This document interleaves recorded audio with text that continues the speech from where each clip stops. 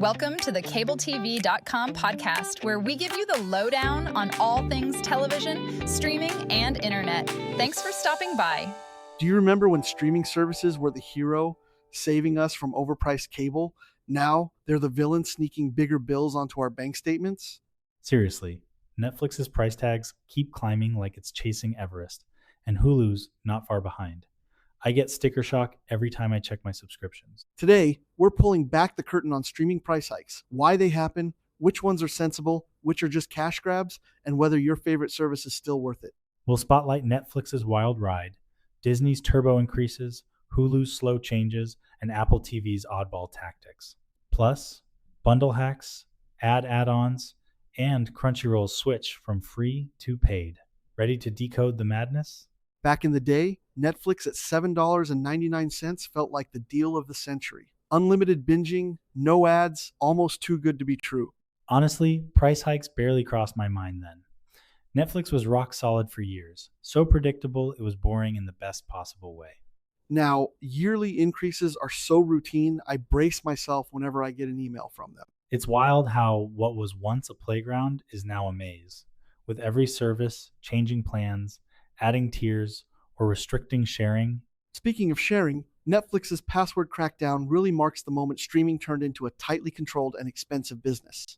When Netflix started, it was basically a free add-on if you were getting DVDs. Now, the standard plan is nearly $20, premium almost $27. That escalated fast. What's wild is how the first price hikes were sneaky, just a few bucks every couple years. Suddenly, doubling the price is normal, and ad-free is now a luxury. Plus, they killed the basic plan. 2 streams max, and if your family's bigger, you pay more for each member. It's almost ironic what started as unlimited TV for all now feels like a premium club with hidden fees. Makes you question if Netflix still delivers on its original promise. That's the big question. Is sticking with Netflix still worth it, or are we just paying out of habit? Disney Plus took the opposite approach. It launched in 2019, but doubled its price within 4 years. No slow climb, just pedal to the metal. And don't forget, ads arrived in 2022. Now you pay more to remove them. Plus, they slash tons of content. Feels like they're scrambling to recoup costs. Unless you're a diehard Star Wars fan, Disney Plus alone is pretty pricey for what you get. Their bundle with Hulu is the workaround, especially since Hulu will only exist through Disney Plus soon. Talk about a twist. Hulu was famous for stability, no price changes, just 2 clear options. But since Disney took over, premium prices have been quietly creeping up. Feels like Disney's nudging people to ditch Hulu standalone and jump to their bundle. The slow trickle of increases is classic behavioral nudging. And now, Hulu's merging with Disney Plus. The standalone app won't survive past 2026, but Hulu as a service lives on inside Disney Plus. Most people will probably just go with the bundle, even if it costs more. That's the whole strategy. Make the bundle too convenient to resist. The Disney bundle is a circus duo, trio, legacy, all sorts of combos. If you're okay with ads, it's a decent deal compared to subscribing separately. But premium is steep. Paying $30 a month for Hulu, Disney Plus, and ESPN ad-free makes Netflix's premium look tame. The gap between basic and premium is almost punitive. Once Hulu content is fully baked into Disney Plus, expect even bigger changes by late 2026. Disney's betting everything on bundles. Makes me wonder if bundles will get so confusing most people just pick the cheapest option, even if it means watching with ads. HBO Max is drama incarnate. It launched expensive, never competed on price, then rebranded to Max, lost its HBO identity, then switched back. That rebrand was a mess. Dropping HBO was supposed to attract families, but they stripped out Cartoon Network and alienated kids. Then, they started selling major titles to Netflix and Hulu confusion everywhere.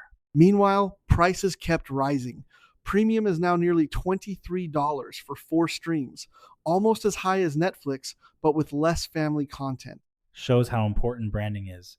If you lose your core audience, even prestige TV can feel overpriced. Amazon Prime Video used to be simple, one price, ad-free, bundled with Prime, but in 2024, they slapped ads on everything and started charging to remove them. Classic bait and switch. Hook everyone on ad-free, then yank it away and hide it behind a paywall.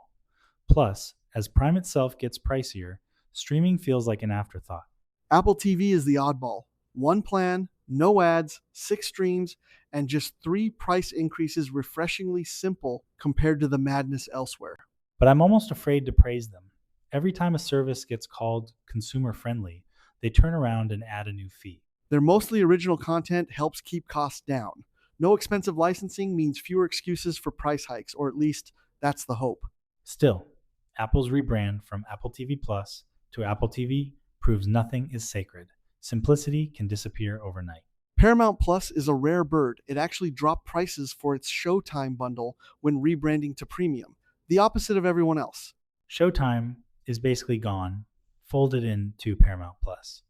Now you get both for less than the old bundle. It's almost shockingly reasonable. Though the constant renaming is confusing. Premium isn't what it was in 2022, and Showtime is just a memory. Makes me wonder if Paramount will stick to this path or ramp prices up again once people get used to the deal. Peacock's naming scheme is bananas. Select is the cheapest but has ads and restricted content. Only Premium Plus is ad-free, which isn't how most services define premium. Losing the free tier in 2023 was a real blow. Now, even Select misses out on originals, sports, and movies. Peacock's biggest draws. If you're nostalgic for classic sitcoms, Select is fine, but anyone wanting new releases has to pay up. It's a nudge toward higher tiers. Honestly, the confusion probably helps them. If you can't tell the difference, you might just grab the most expensive option and call it a day. ESPN's rebrand from ESPN Plus to ESPN Select and Unlimited is a double-edged sword. Unlimited at $29.99 includes all cable channels, but only with ads.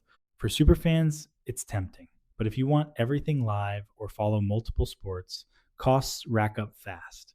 With standalone streaming, diehards pay more than ever. The shift made watching sports just as expensive as cable, maybe even worse. Casual fans get plenty with Select, but the real action and real costs are locked behind Unlimited. Crunchyroll's transformation is wild. Now, every tier costs money. No more free streaming as of 2026. It's bittersweet. The lowest plan is $9.99, but none of the tiers have ads, and you get a solid anime experience. Their subscriber count is booming, but nostalgia for the free days lingers. Sometimes I miss just hopping on for free, but the paid tiers feel like a fair trade for quality and no ads. Still, that shift shows how even the most generous platforms can change their tune as streaming evolves. So, 3 big takeaways. Price hikes are inevitable. Bundles can sometimes soften the blow, and branding changes often signal even bigger shifts coming. The action step? Review your subscriptions. Look for overlap, wasted tiers, and check if a bundle actually saves you money. Don't just accept every increase. Streaming isn't getting any cheaper, but making smart choices can help keep your bills under control. Thanks for tuning in. Next episode, we'll dig into student discounts and annual billing secrets. Until then, happy streaming and keep those price alerts set.